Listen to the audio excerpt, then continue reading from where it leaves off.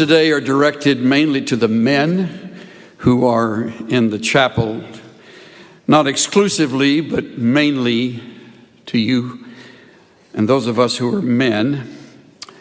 Much of what I say will be relevant for the ladies as well, but because I am talking on temptation, I confess to you a real area and level of ignorance and how to apply it to the ladies. I am very well acquainted with the battle for men, since I'm in that category, but time would not permit me to broaden the target to include the women as well. So, however it speaks to you ladies, wonderful. I'm grateful that you are open and willing to apply it. I also believe it is appropriate that I address men mainly because we are more often than not the aggressor and sometimes tragically the predators. And that would include men in ministry. I realized when I looked at my calendar that this would be my final time to speak for this school year, and I had another direction in mind as I was going to move toward the importance of, especially you who are leaving the school to enter ministry as vocational Christian service in your life, to begin strong and to stay consistent and faithful and to end well. However, my direction changed when I received a letter which deserves a little bit of preparation so you can appreciate the content of the letter. I've known the man who wrote this letter since he was a young teenager. He's now in his 40s. I watched him grow up in our church. I found great delight in him and his family. He was often in our home, became our oldest son's good friend. And he as well built a relationship with another young man about their ages, and they were almost inseparable through high school and then into and through college. One of the joys of remaining in the same church over a period of years is that you have the chance to go the full cycle. You dedicate them as little babies, and you are a part of the delight of their early years in the elementary school, and then you teach them, as in our case, in our doctrine class, which we taught them before they entered high school, and you are with them through high school and all of those trials and struggles, and then you're there for them as they marry and as they have their children, which was true of this young man who is now engaged in ministry. He sat where you sit. He attended 4 years at Dallas Seminary, did very well. And by that, I don't necessarily mean academically. He did very well with his life. And he, with his inseparable friend, I think they were probably had most every lunch together. They found, separate from one another, lovely young women with whom they fell in love, and I married both of them at separate times. So our roots go very deep. So when I get a note from him or a letter, everything stops as I read what he has to say. Here are a few excerpts. Your comments on faithfulness and staying at it touched on a tender wound for me. I know you have experienced the heartache of close friends succumbing to moral compromise. Such has been my experience with my best friend since junior high days in Fullerton. He and his wife were struggling with personal intimacy issues in their marriage. And he has had an affair with his church secretary. He has since divorced his wife. She wanted to save their marriage, but he has now married the secretary. He has lost the trust of many believers who look to him as a model of spiritual maturity, the respect of his ministry peers, the loving esteem of his adult children.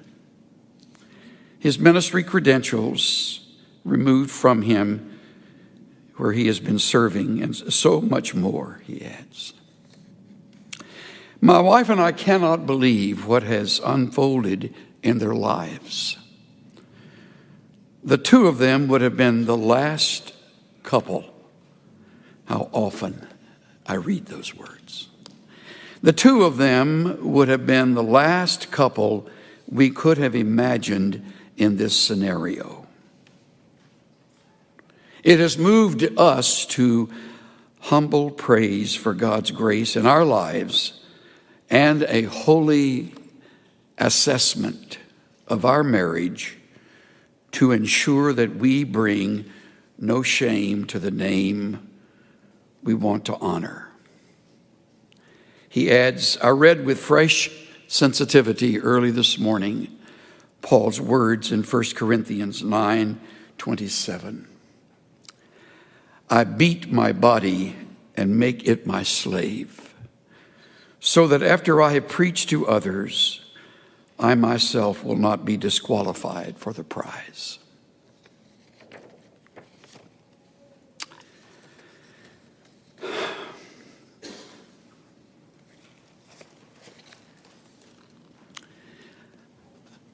I would love to end this semester message of my time with you on a real high note, and perhaps we can look at it like that. If you will simply promise yourself you'll never forget what I have to say. For however long you live, and without question, you will certainly outlive me and most of us on the platform. And you will carry on. But you must understand that the people with whom I spend much of my time professionally are people who have been through this school. These are the men and women that who have paths that cross with mine often. And therefore, I follow their ministries with an enormous interest and devotion and care and love and affection. This breaks my heart. I couldn't finish reading it the first time I read it. I went downstairs to read it to Cynthia, and I couldn't finish again. Something happened between then and now. Maybe something happened before that I knew nothing about. Obviously it did, or I certainly would have addressed it, since we were often together. And I tend not to hold back when I'm really working closely with other men. And so today I am not going to hold back. I'm going to speak forthrightly. I probably won't need to raise my voice at all, because I think you will listen. Because I think you are also haunted by the same verse that haunts me. Let him who thinks he stands take heed, lest he fall. You will never outgrow lust. You will never come to the place where the opposite sex doesn't look attractive to you, even those you don't even know. It's sort of like what Patrick Morley writes in his book, The Man in the Mirror.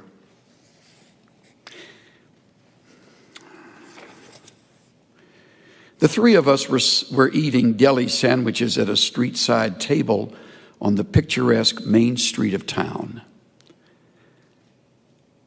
As we were about to leave, a very lovely woman passed by us on the sidewalk. She was beautiful, fresh, sophisticated. She seemed a perfect match for the day. It was a beautiful spring day. Many heads turned as she walked by, including the two men I was with. I watched their eyes follow her, and I could tell they had mentally undressed her in the secrecy of their private thought world. Not a word was spoken, and we headed back to the office. I found myself on the horns of a dilemma. I brooded with indignation over the obvious lust of these two, but at the same time, I was keenly aware that the only difference between us was that I had more carefully controlled my eye movement. Because Christians are expected not to lust over women. He's writing to men, so when he says Christian, he means Christian men. I carefully concealed my thoughts, yet I knew pretending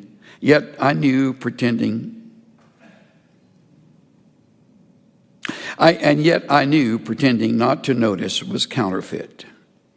I knew I was leading a secret thought life different from the image I projected. I didn't like the pressure of leading those two lives, but I was embarrassed about it.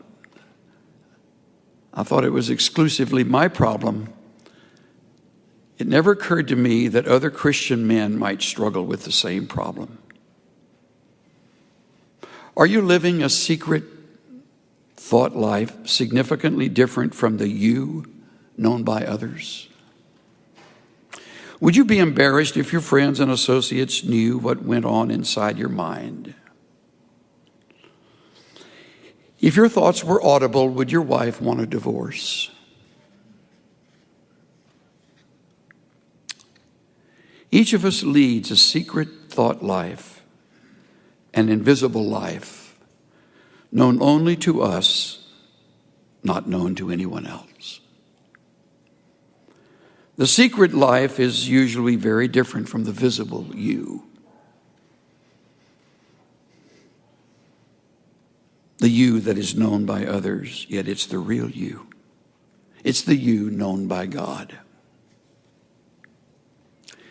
For some of us, our secret thought life consists of a dream world of fantasies which concoct intricate plans that would make us famous or powerful or wealthy. Others of us fabricate chance meetings with beautiful women who seduce us. We each invent a secret image of how we wish we were, which we would be embarrassed for others to know.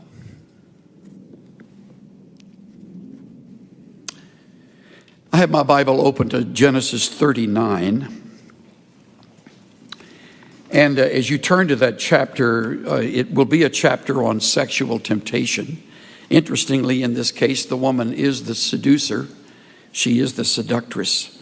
That's rare, but that does occur. And maybe some of you ladies have a struggle in this area. I have no way of knowing. I don't understand your world. I do understand the world of men very well, which is why I direct my words mainly today to men. This is a remarkable story of a man who did not fall, who did not even yield. It's a remarkable account of a man who had such possession of his thought life that he wouldn't allow his imagination to run wild, even though he was a single adult, probably by now in his 20s, maybe late 20s. He has been sold into slavery. He has learned another culture and another language. He now a Jew living among Egyptians,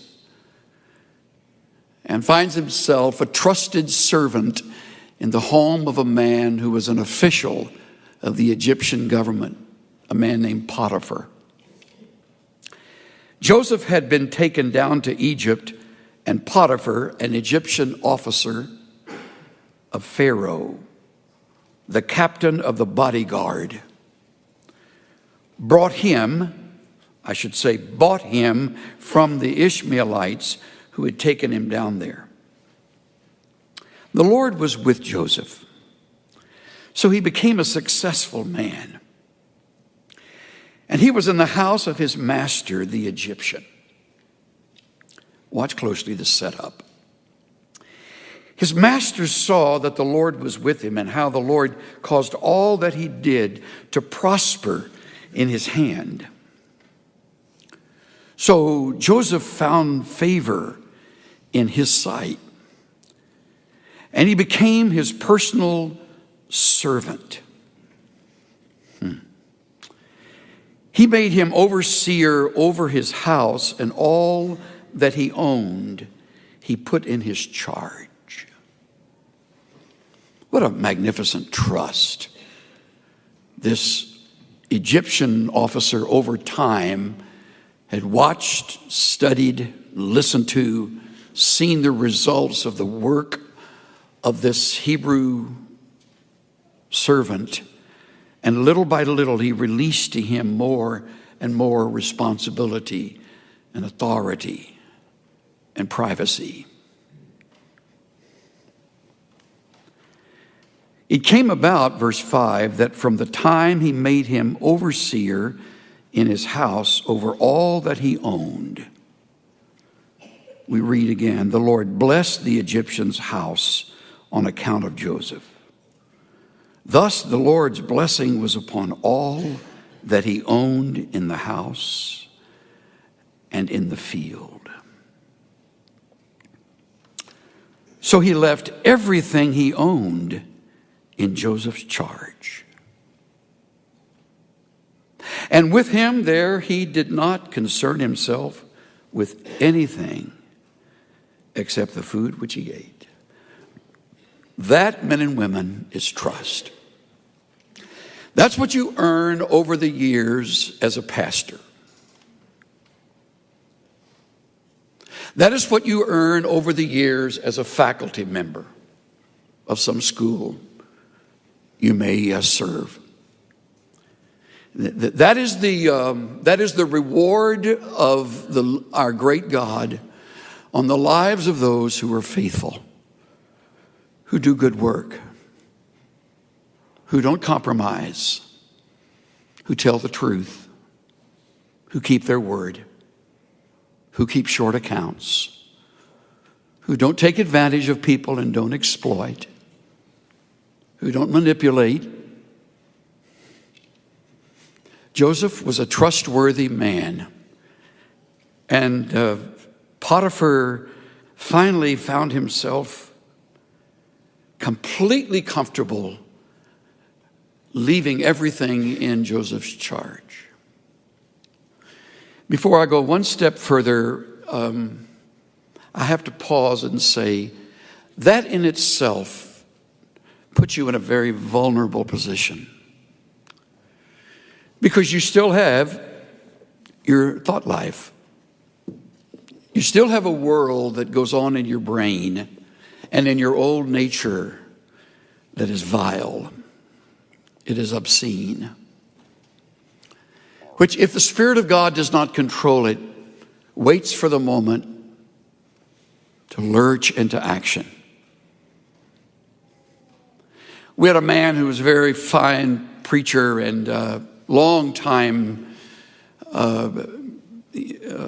servant of Christ, we thought, had been in several churches by the time he came to the one he was in when we invited him to be one of our conference speakers. And he brought 5 significant messages, interestingly, on accountability, only for us to find out a few months later that he had women on the string at every church he had served, until it finally came to light within months after he had been ministering to us at our conference. And he had lived a lie.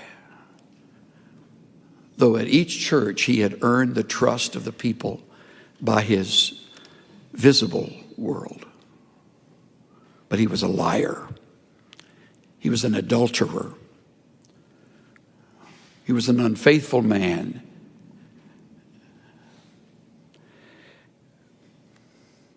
You will be, perhaps by the grace of God, in a place that will ultimately be enviable. You will have the trust of your congregation. You will have the respect of your elders. You will have the reputation over the years. You will have your degrees, and you will be unquestioned, quite likely, in a setting that becomes a very, very dangerous place. F.B. Meyer, in his book on Joseph, writes, "We may expect temptation in days of prosperity and ease rather than in those of privation and toil. Not where men frown, but where they smile, sweet, exquisite smiles of flattery. It is there. It is there," he repeats, "that the temptress lies in wait. If you go armed anywhere, you must above all go armed there." I'm reminded of Thomas Carlyle's words, the Scottish essayist. "Adversity is hard on a man, but for every 100 who can handle adversity, one can handle prosperity." You are in a dangerous place when all speak well of you, because then it's you and God, and hopefully a circle of individuals with whom you have made yourself accountable, so that your private world doesn't become a scandal and a shame. So Joseph, we read, is left with everything. The end of verse 6 says something that appears only 2 other places in all the scriptures. Interestingly, this is said only of David in 1 Samuel 16 and only of Absalom in 2 Samuel 14. Now Joseph was handsome in form and appearance. The NIV says he was well built and handsome.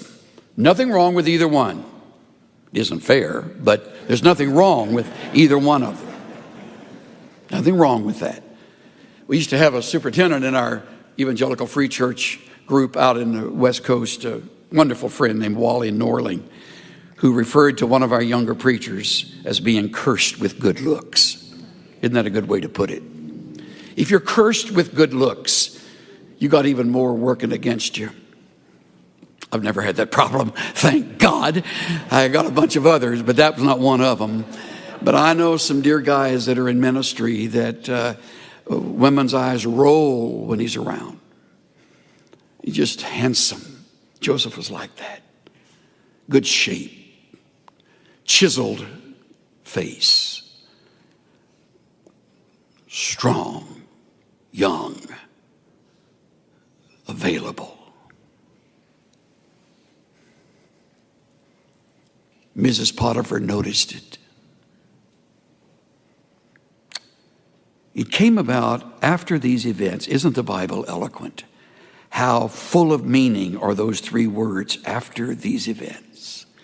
Year after year after year after year after year. Faithful, faithful, faithful. Trustworthy, trustworthy, trust. Never once taking as much as a paper clip from Potiphar's house.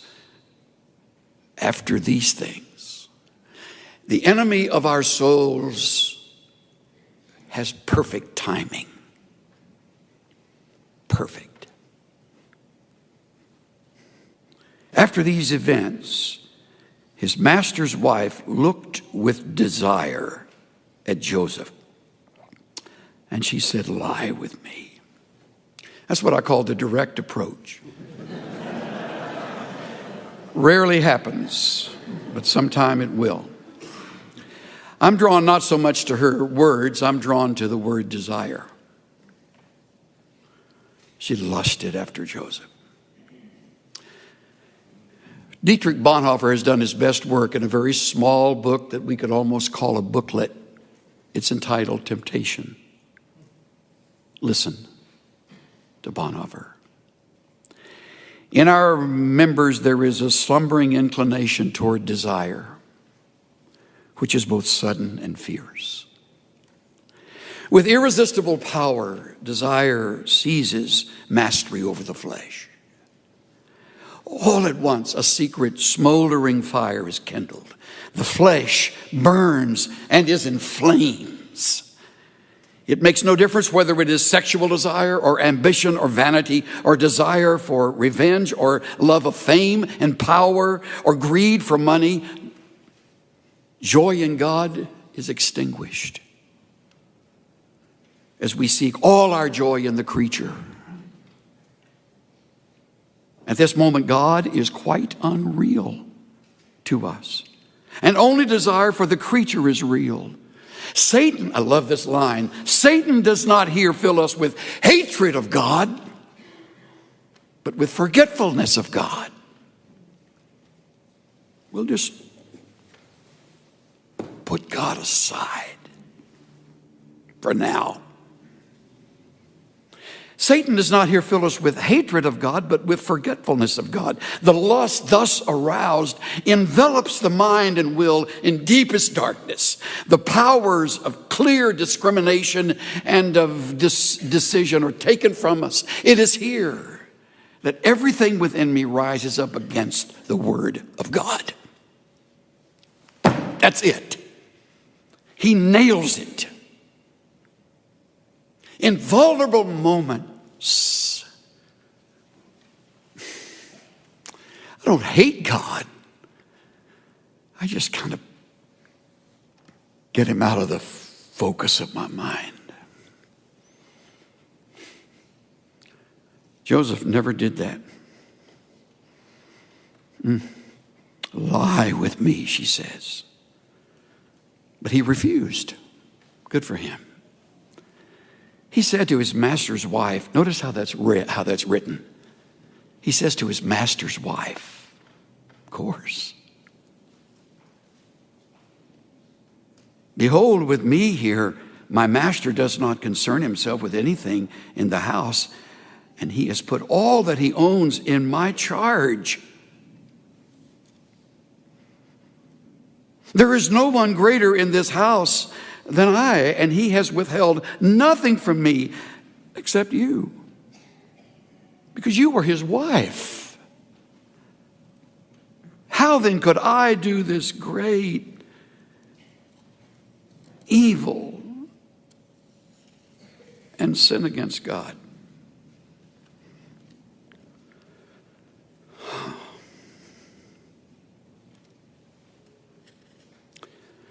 Clarence McCartney writes, this was no ordinary temptation. Joseph was not a stone, a mummy, but a red-blooded young man in his 20s. It was not one temptation on one day, but a repeated temptation. An old story tells how when Joseph began to talk about God, the temptress flung her skirt over the marble bust of the God that stood in the chamber and said, now the gods will not see. But Joseph answered, my God sees.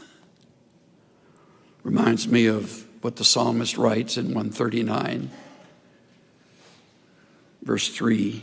You scrutinize my path and my lying down, and you are intimately acquainted with all my ways. He knows every minute you spend on the internet. He sees everything you look at. He sees every stolen moment. He sees it all. I forget who said it. I wish I had been the originator, that a secret sin on earth is open scandal in heaven. There's no sin here. There's no sin in the temptation. Sin is in the yielding. So he says no. Now, the great hope is that does it. She's out of the way. Nope. Verse 10, it came about as she spoke to Joseph day after day, that he did not listen to her, to lie beside her, or to be with her. Day after day after day after day. Remarkable, remarkable relationship with God. I almost said remarkable man, but he's just a man like you or me. The difference is he had cultivated the kind of relationship with his God that would not permit this. Just would not permit it. One day she finally decides enough's enough. It happened on that day that he went into the house to do his work, and none of the men of the household was there inside. So they're all alone. I'm sure she made sure there was no one else around, perhaps locked the doors. She caught him by his garments, saying, "Lie with me." And he left his garment in her hand and fled and went outside. Interestingly, so often in the New Testament, when you come to passages dealing with sexual lust, the answer is to run. That's a wonderful response. You can't lust and run fast at the same time. And he took off running, left part of his garments there. And when she saw that he had left his garment in her hand and had fled outside, she called to the men of her household and said to them, "See, he has brought in a Hebrew to us to make sport of us." There's anti-Semitism in her words. This Jew.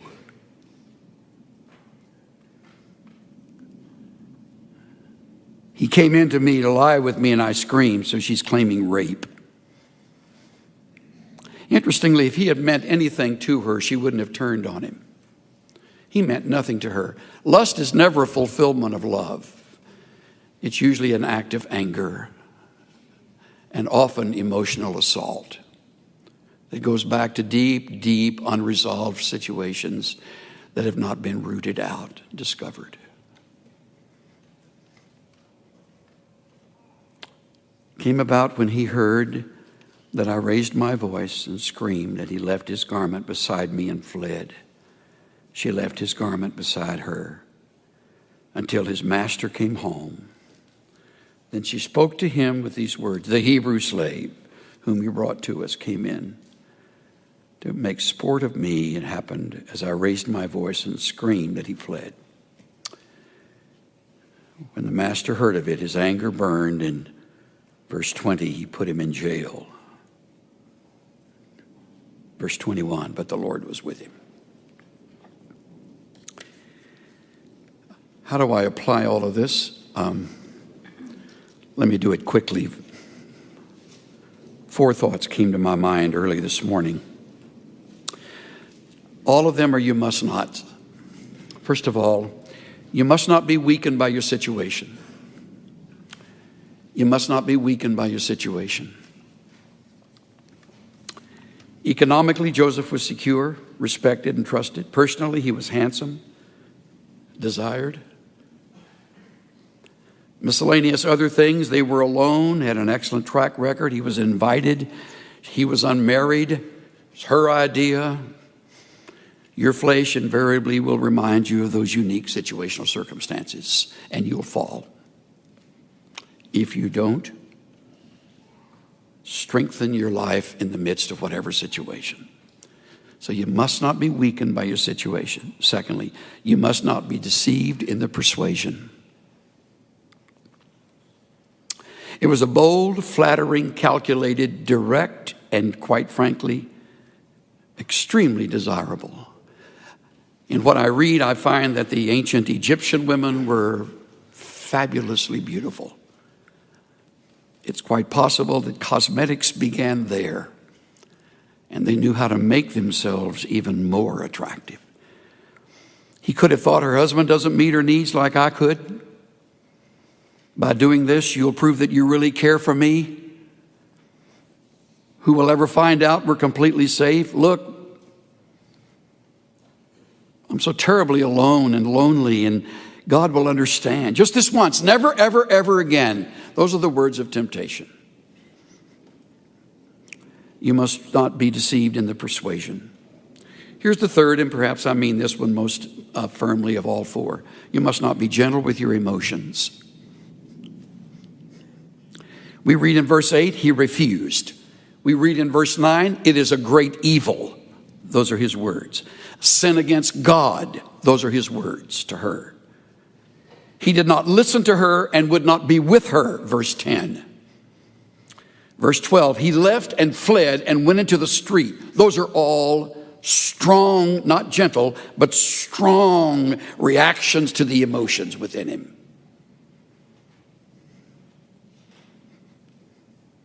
The late Dag Hammarskjöld once wrote, you cannot play with the animal in you without becoming wholly animal.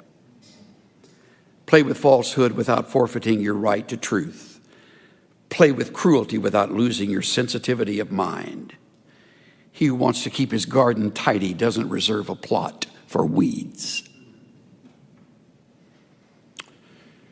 You must not be weakened by your situation. You must not be deceived in the persuasion. You must not be gentle with your emotions. By the way, if necessary, be rude. Just be rude. That has a way of turning the other person off. Number 4, you must not be confused with the immediate results. Day after day, he's tempted. Advances become more forceful, not less. False accusation followed his obedience. He was later then demoted, misunderstood, and dumped in jail. I would add also, you must never forget the ramifications. In his fine book, Christ in Isaiah, F. B. Meyer writes this. This is the bitterest of all, to know that suffering need not have been. That it has resulted from indiscretion and inconsistency. That it's the harvest of one's own sowing. That the vulture which feeds on the vitals is a nestling of one's own rearing. Ah, me, this is pain. I woke up this morning thinking about my friend's friend in bed with another woman. I thought about how he must feel, alienated now from friends and, worst of all, his own children. I thought about everything he had planned for and trained for was now worthless. So what does he do now? Is she worth that? If you could possibly project yourself beyond the moment of sheer ecstasy for just a few seconds of ecstasy and think about a lifetime of shame, it'll help you. It'll help. Stay pure. Stay pure.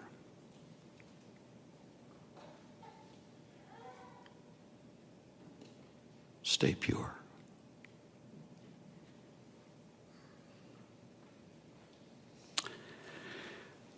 Lord, we sit in this room and all of it makes such sense, and we would all acknowledge that everything we've heard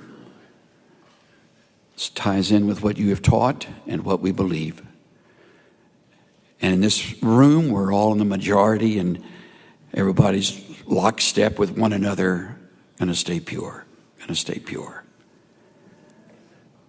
But in a few years, we'll all be separated and more of our hours will be spent away from anybody in this room. And that's when the test will come. May we never forget the marvelous model of Joseph and the way you strengthened him in this hour, those days, and how you took him even through the jail experience to promote him to a position he would never otherwise have had. I pray for these younger men and women who have their lives before them, that they may be for you throughout their lives testimonies of the holiness of God.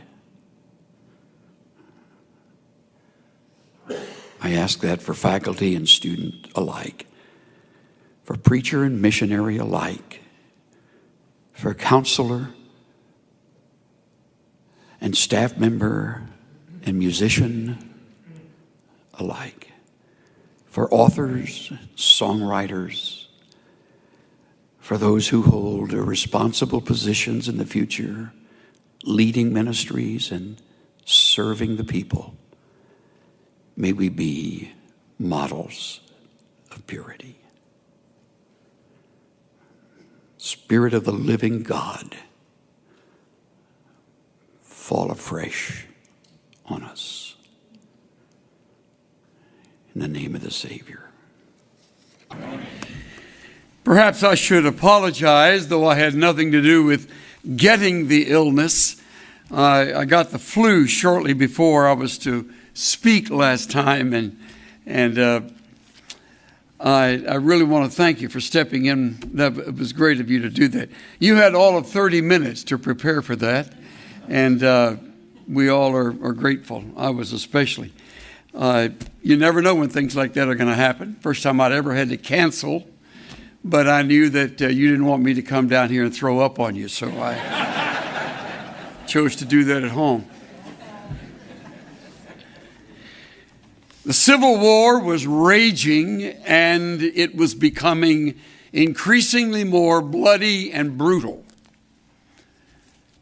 Our 16th president was falling into a deep depression as every week the war became more complicated.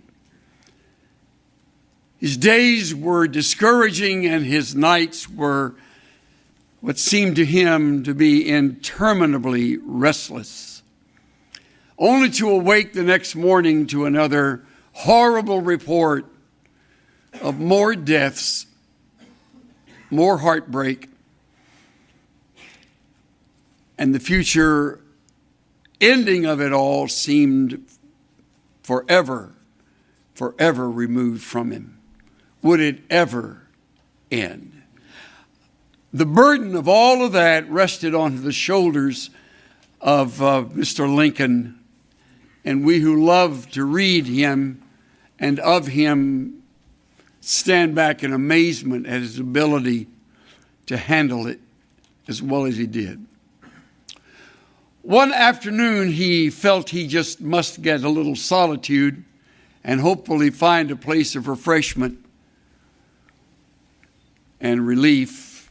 He said to his aide, "I'd like to go to the church, National Presbyterian Church." And the two of them went alone, walked there.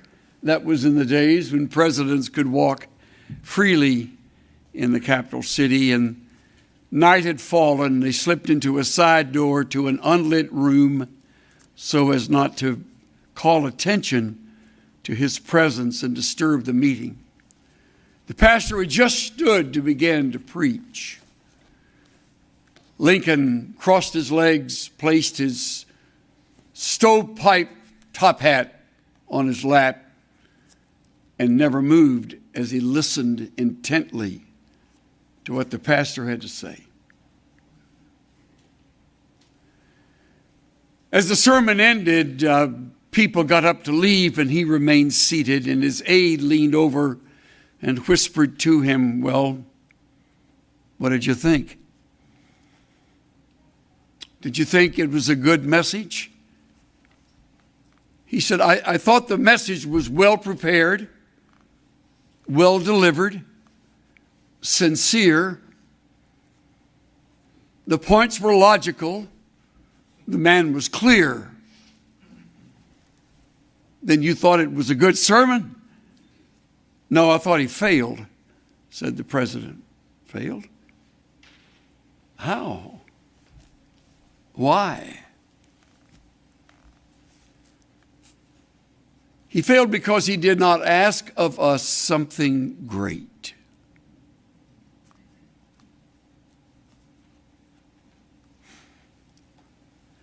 I've thought about that story, and I've thought about that fact on many occasions. I thought about it this morning on my way in to the seminary.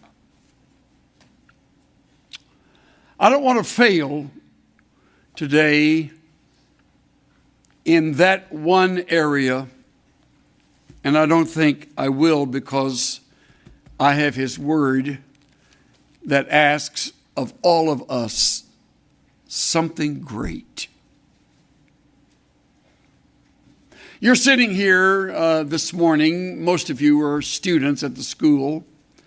You're engaged in your studies. You are in some phase of those studies. Some of you nearer graduation than others. Some of you have just begun. I think I probably speak for most of you when I say, unfortunately, that you really don't ever see yourself engaged in something great.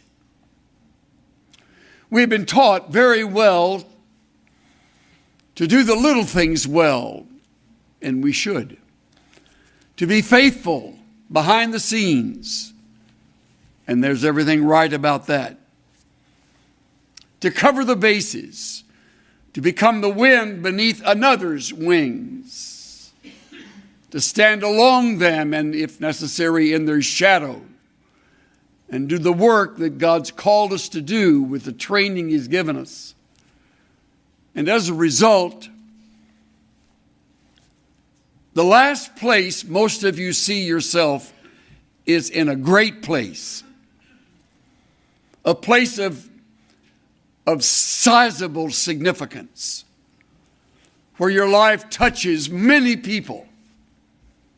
It may be in a church, it may be in another culture, through another language. It may even be someday serving as a professor at a seminary or a Bible school or some other educational institution. But whatever it is, as you've told yourself over and over, I want to be faithful in the little things. I want to do what God would have me do, and I applaud that, and I commend you for that. But I warn you, you may have forgotten, though I don't plan to speak on it, that the prayer of Jabez was a prayer filled with faith. Do something great through me, God. And as he asked that, he asked it with humility, not to make a name for himself or a place where they'd remember him, but he just prayed that he would be able to live above and beyond what had been his life in the past, what seems to have been somewhat broken. But the person I have in mind is going to surprise you, because he never, ever at this time in his life thought he would ever be in a place of greatness where God would do something great through him. He's an 80-year-old Bedouin under the burning sun of the Median desert in the shadow of Sinai. And there Moses stands alongside his sheep. Really not even his own sheep, but his father-in-law's sheep. For 40 years he has worked for his father-in-law Jethro. For 40 years he has led the sheep in the wilderness. He's 80. I almost know how he felt. I almost know. This year in October, I will know a little more how he felt. But he saw himself as finished. I mean, he left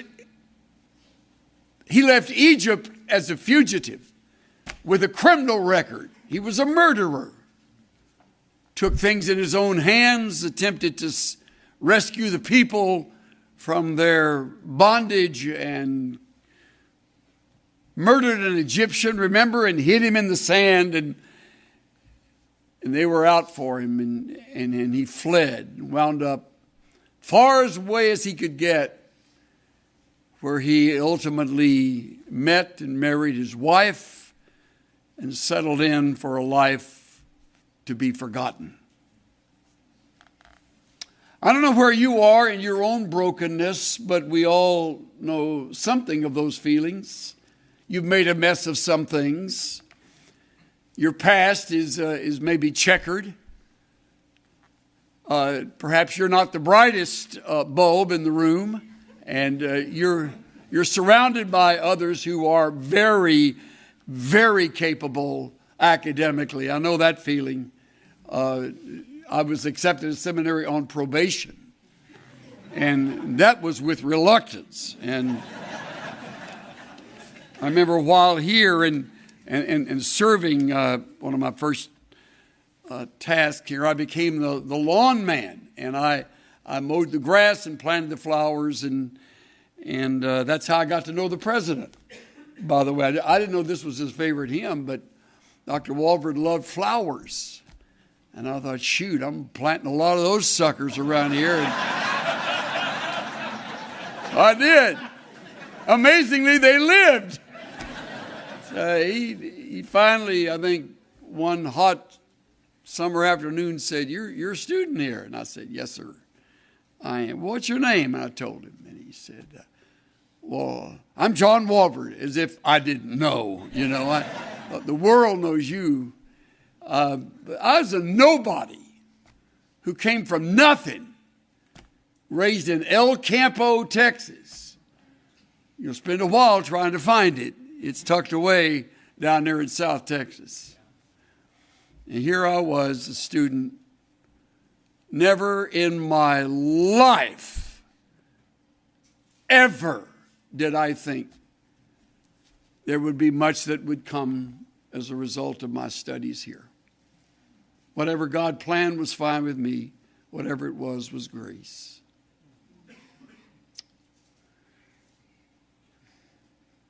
Moses is in a predicament, and he knows it. The best thing to do, he thought, was to hide out. Let me pass along to you 3 mistakes that I think broken people make. And after I give those to you, I'll do a quick, breezy journey through this battle he has at the burning bush, and then I'll tie it with a couple of thoughts. People who are broken often run before they are sent. It's a tendency on the part of the intense type person to jump ahead, to get engaged, to be involved. All the way through my years at seminary, I was surrounded by students who would say to me, you need to be on the campus. You need to be out evangelizing. You need to be pastoring a church. I thought, who are they talking to? I'm here to learn. I'm here to get some training. I don't know how to do all of that. Some of them were. They were engaged in that. It wasn't time for me to run before I was sent. I had no calling to do that. I was here, and I gave it the very best I could during those 4 years. The second mistake that's made is that we retreat after we have failed. We run before we're sent. And then often in the running and the doing of it in the flesh, frequently we fail. And we're embarrassed, we're humiliated. Maybe some of you know exactly what I'm talking about. You have failed, and as a result, your tendency is to retreat. You leave me alone, I'll leave you alone, and in the shadows, I'll try to make it as best I can. And the third, we resist when we are called. I fear that most for most of you. In God's plan, which has been in motion since eternity past, He's had you in mind. He has a future for you and a hope, a plan that will unfold And right now, you don't have a clue. Some of you think you do, but you really don't know ultimately how or where he will use you. I plead with you to stay open, because I can assure you it will include some surprises. Moses was in for the surprise of his life when he came upon a bush that wouldn't stop burning. Burning bushes in that Median desert were not that unusual, or in any desert for that matter. But a bush that wouldn't be consumed by the flame, that was unheard of, which caused him to look at the fire and say, "This is amazing." Exodus 3, verse 3. "Why isn't the bush burning up? I must go see it." Now you understand, he's never read Exodus 3. So he does not know that God is in the bush. He doesn't know that's where the voice of God will be heard. And I'm sure one of his first thoughts was, when he heard his name, Moses, Moses, first thought was, he found me. I'm not sure they were on speaking terms. We know nothing of his spiritual walk for 40 years. I mean, we have this image of Moses that is just phenomenal. I mean, born in this privileged family. He wasn't privileged. Swam the Nile when he was a baby. He didn't swim the Nile. Grew up, looked like Charlton Heston. He didn't. That's not Moses. It's not Moses. Stephen does tell us he's mighty in words and deeds. I think he had a chest full of military medals. He was supremely significant to Pharaoh, who probably had his eye on him as a replacement until he blew it. And now Moses, 80 years old, nothing but memories, and they're fading. And he hears Moses, Moshe, Moshe. In the Hebrew, it's a simple little response, Hineni. You don't even have to put your lips together to say it. Behold, it's me, Hineni. I'm Moses, who are you?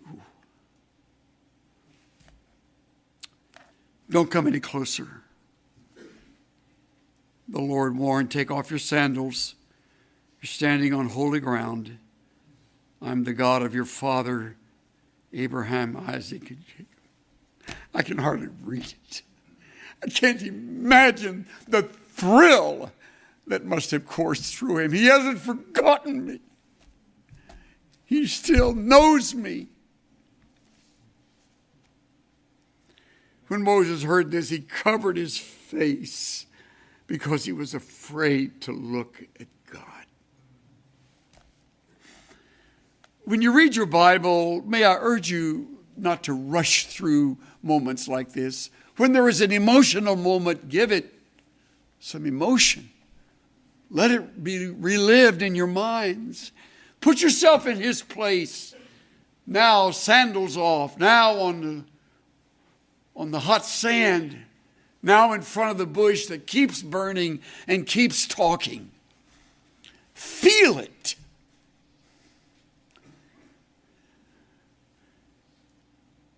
He covered his face because he was afraid to look at God. And the Lord asks of him something great. Does he ever? I'll cut to the chase. Verse 10. Now, go. I'm sending you to Pharaoh. You must lead my people Israel out of Egypt. Remember, we resist when we're called, when we're broken. Pharaoh. My picture's still in the post office. I'm a wanted man down there. The last place I want to go. They hate me there. See, all these years, he's had time to relive it. And over the passing of time, your imagination runs wild where you have failed. And you smeared that like a slab of peanut butter across toast. You smeared that across your life. That's you. You're the personification of failure. You blew it.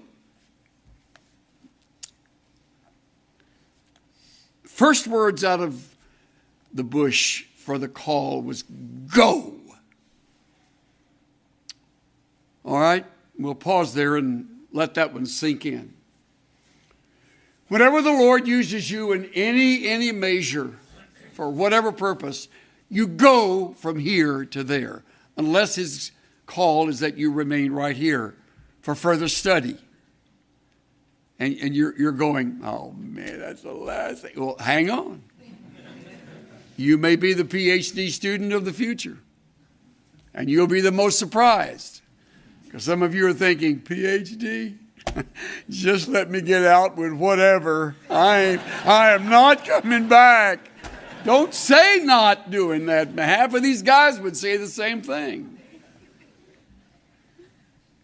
Who knows but what his plan is for you to be in front of a class and to shape the lives of those who will be going where you will never go. What a calling. But that's their calling. That may not be yours, but it'll be going somewhere. Going where? Away from the familiar, which is what makes something great so difficult. Forgive the frequent personal illustrations. I just don't know anybody else better than I know myself. I will tell you, every calling I've had has been surprising. Every one I said no to begin with. Every single one, sometimes several times. I was graduating from the seminary. I had offers to go to different places. And of all people, Dr. Pentecost asked me to be his assistant. First response was, me? And then it was, no, what is it? Think about it. I'd like you to think about that. So I did that for a while. And in the middle of that, the Lord had another plan for us. It was to go to New England.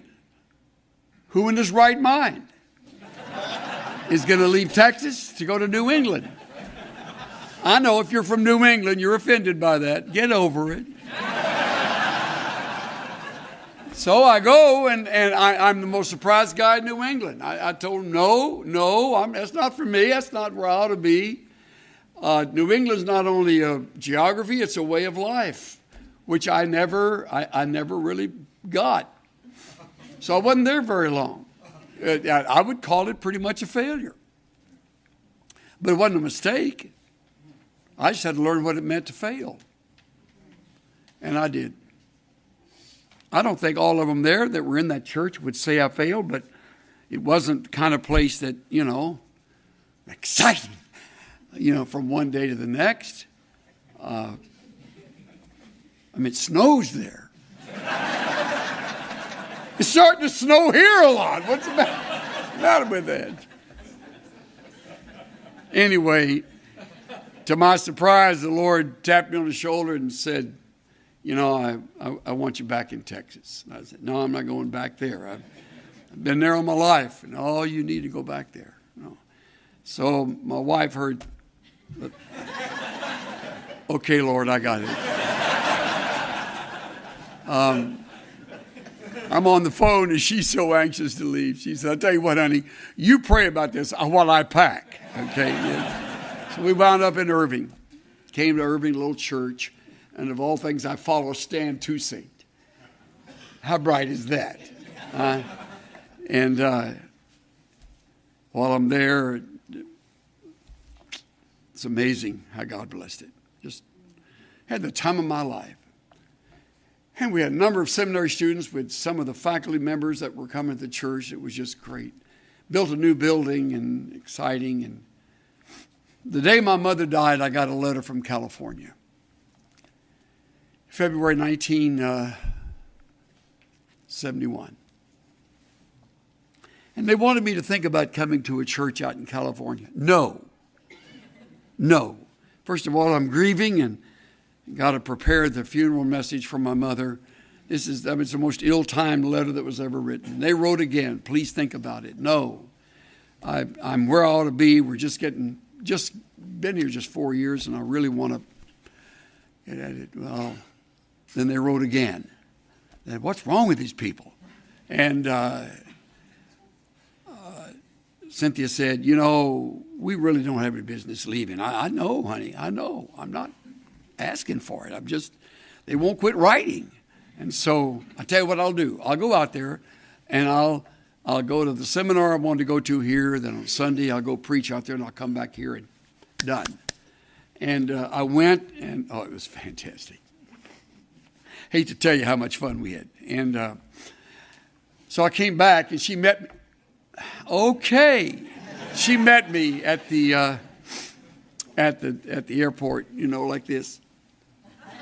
I don't want to hear. Anyway, long story short, of all places, this Texan goes to California. Never been there in my life except when I did an internship with Ray Stedman up in Palo Alto. I'm telling you all of this so you'll know something of the surprise things that happened. Not one of them did I pursue, did I seek. Not one of them was I looking for, and it's like, I can't believe it. I didn't know the geography. I didn't know the lifestyle. We had 4 kids. One wasn't even a year old. The other one was 9. They were all little. Every Texan told us that you're going to lose your family if you move to California, which that's a crock. I don't know why people say things like that. You don't lose your family unless you lose your family. It's not the environment. It's the home. And it's challenging, but what else is life but a challenge? You think it's all that great shakes here in Texas for the kids? I mean, it's a challenge everywhere. So we go out there, and I'm telling you, hang on, city. It is really an experience. I never had a multiple staff before, and now I started with no staff, and I hired every one of them. Little by little along the way, it was a time when Orange County was exploding and our church grew. We wound up couldn't handle all the services, 5 on Sunday, 5 services every Sunday. People sat on the floor, in the aisle, under the piano. The only one we tried to keep out was the fire marshal. I didn't want him to know what we were doing in there. Broke all the rules. We brought in extra chairs. We had television, closed-circuit television. We'll have to build. Now, I didn't want to go through. I'd gone through a building program at Irving. I don't want to go through one again. And that's what happens. They pull you, and we built a building, and it filled up. Having the time of my life, almost 25 years. So I'm telling you, where the Lord sends you, it is remarkable what can happen to you. And you finally are at peace with it, you say yes to it, and you do it. And having done it, you realize how magnificent the plan is. He wanted to do great things. And I wanted to do familiar things. He wanted to break molds, and I wanted to be poured into the mold where I am comfortable, where I know all the streets and where the restaurants are and where the grocery stores are and all. I go out there and I mean, those places, those things out there change about every 3rd month, and you're on the move. It's a fast lane, and before long, would you believe it, God opens up doors for a publishing ministry. I never dreamed of writing a book, ever, in my years at this school. I sat in awe of those profs that taught me and were using their texts, and I'm thinking, what would that be like? Can't imagine. Now I've got a publishing thing going.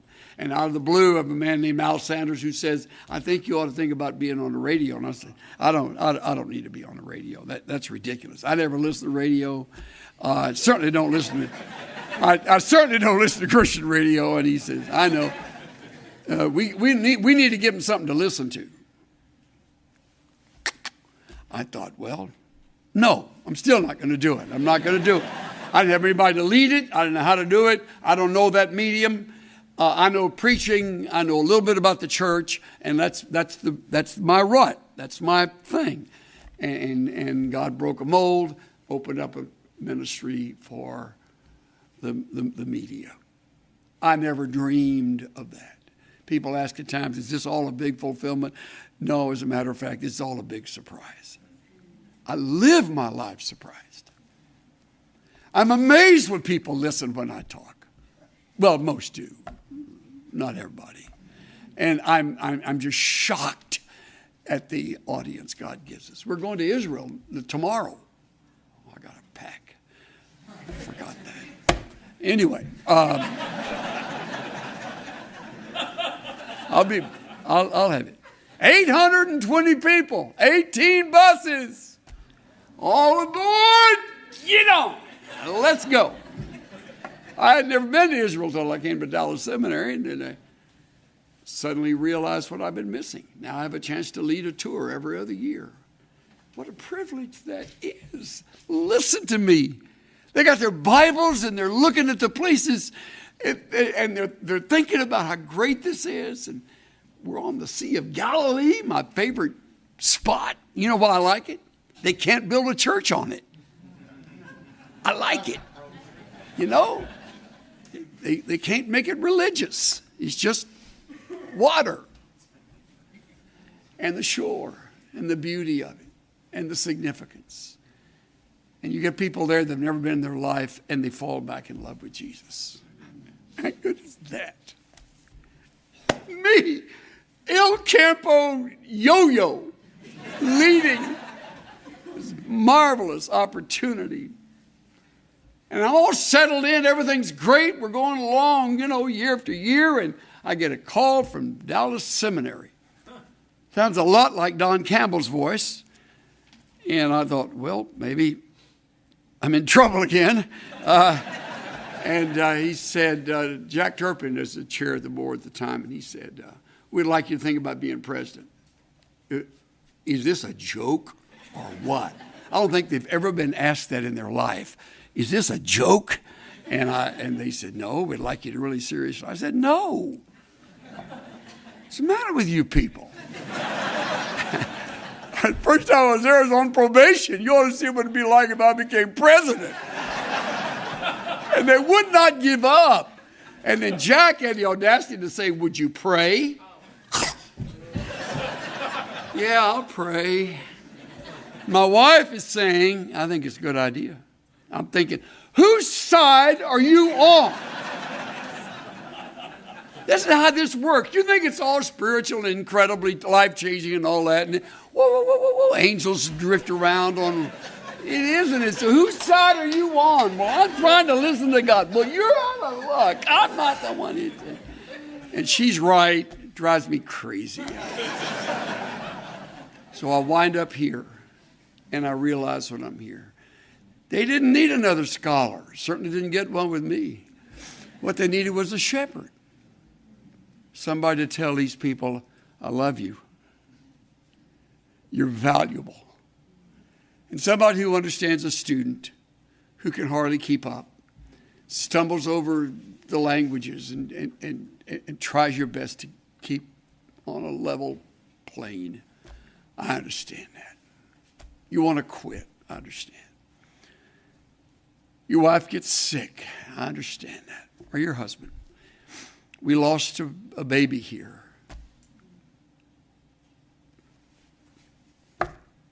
About finished us off. I understand that. So I come as a shepherd. And I have a chance to be with some people of whom the world is not worthy. Now I realize that's what God had in mind.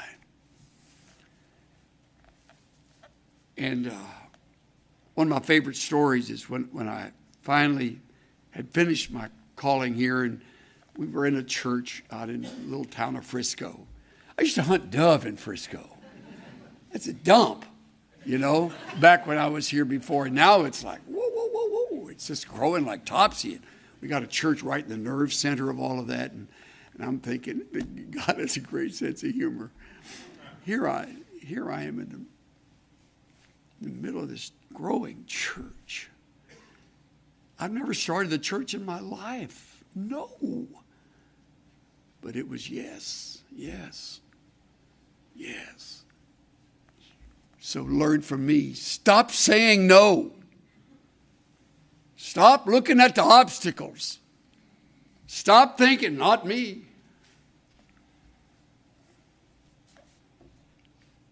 So Moses protested to God and said, verse 11, who am I? You're nothing.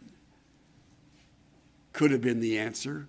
Who am I that I appear before Pharaoh? Who am I to lead the people of Israel out of Egypt? You happen to be a human set of vocal cords, and that's all I need. How firm a foundation, you saints of the Lord, is laid for your faith in his excellent word. What more can he say than to you he has said? To you who to Jesus have fled. Fear not, I'm with you. Be not dismayed. I am your God. I will still give you aid. I'll strengthen you, help you, cause you to stand upheld by my righteous, omnipotent hand. You're a set of vocal cords, but I am God. Now get out of the Median desert. Resign the job of Pharaoh, of Jethro's assistant, and take on Pharaoh. Well, what should I tell them? Isn't that like we all want to know those things ahead of time? They're going to ask me, what is the name of the one who called me here? What will I tell them? Tell them me I am called you. He'll get that. And you know he did. He isn't through. What if they won't believe me or won't listen to me? What if they say the Lord never appeared to you? We got that when we left Irving. Well-meaning lady stuck her head in the window of our car. We're on our way to California. She said, she was really angry because we were leaving. And she said to Cynthia, you know, the Lord gets blamed for a lot of things he has nothing to do with.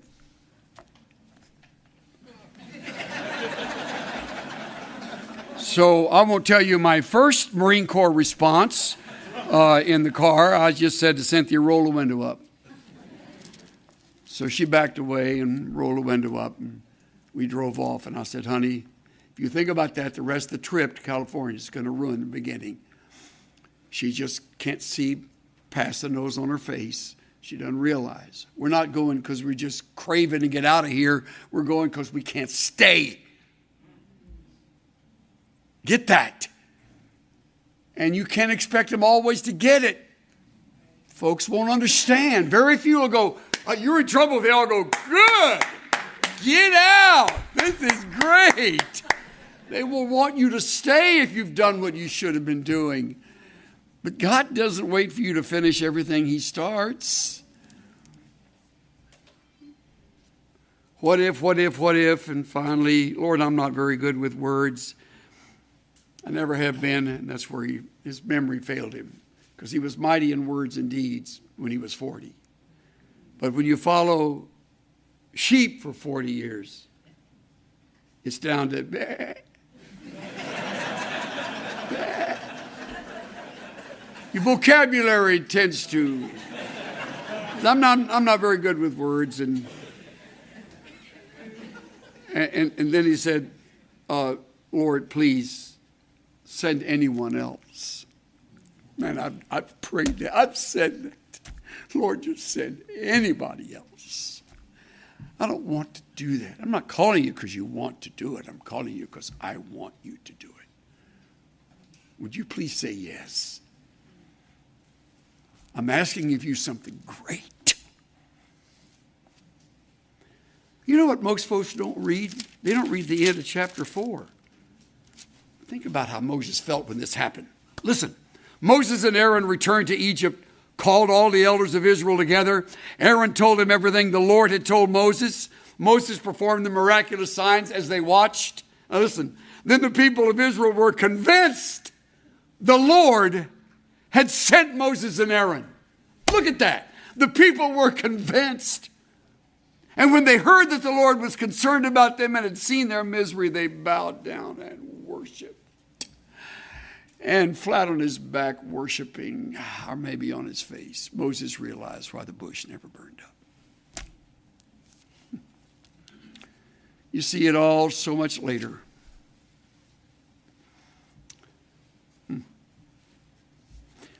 I'm asking of you something great. This message is not going to be a failure. I'm asking you to think yes. I'm asking you to be available. I'm asking you to learn from my frequent no. There's a wrong response when the Lord is on the other end of that phone call. Or when he brings before you something that you hadn't planned on. You're not in charge of your life. We're not our own. We're bought with a price. We're vessels to be filled and used. So get out of the way. Say yes.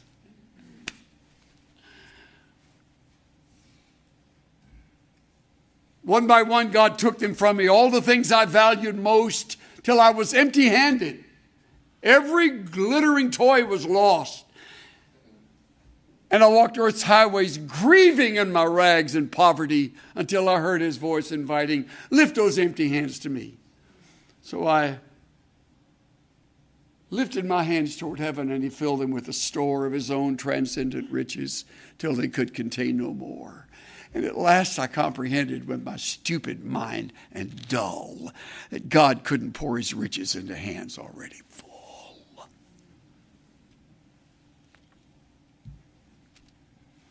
Get just enough training to be effective, then get out of the way. Empty the hands. Open the mind. Think yes. He's going to use some of you in greater ways than you nor I together could ever imagine. It's coming.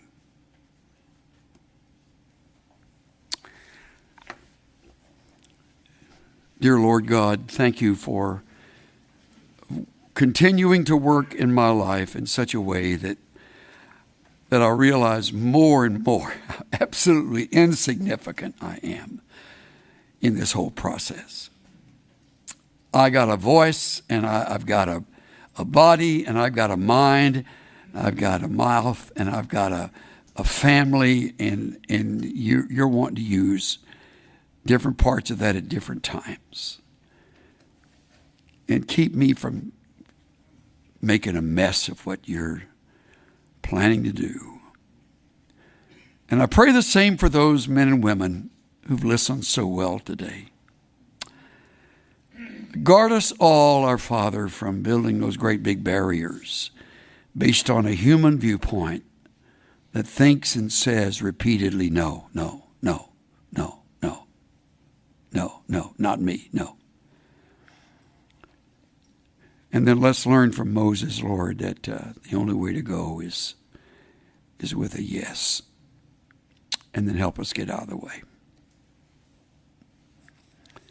So I pray that you would fall upon us in a fresh way and communicate this again and again through late night study, early morning classes, in the middle of the day, and in the summer months ahead.